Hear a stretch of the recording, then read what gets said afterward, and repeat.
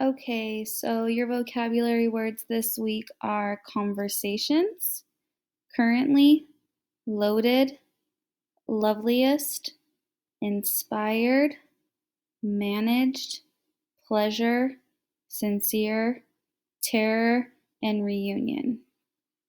I'm going to read this to you and then I'll talk about what I would like you to do. Piggy goes to town.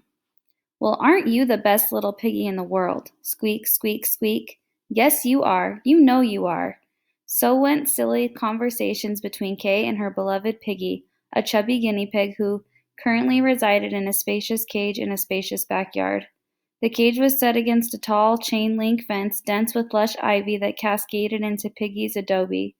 Kay had filled Piggy's home with color and shade. Every day she loaded Piggy's food dishes with juicy nibbles.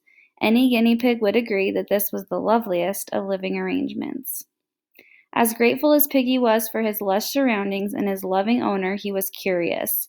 He could hear rustling and sniffing on the other side of the fence. What was that? He had to find out. One day after Kay went off to school and left him, Piggy skittered around his cage, thinking. Round and round and round he went, thinking of a way out. He stopped. There was that sound again. Sniff, sniff, sniff. The sound inspired Piggy. He had to see the other side. With his snout he managed to lift the door of the cage, grunting from the effort. He popped out and rolled onto the cool grass.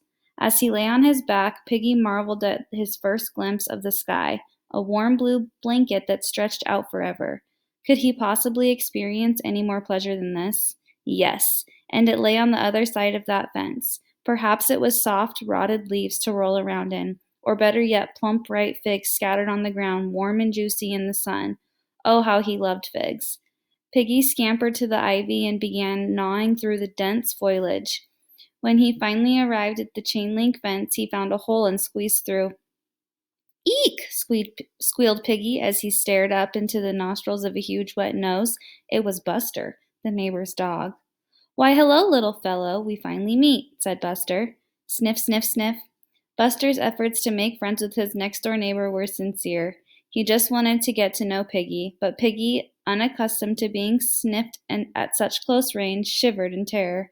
He ran back to the fence and shot through the hole, back to the comfort of his leafy cage.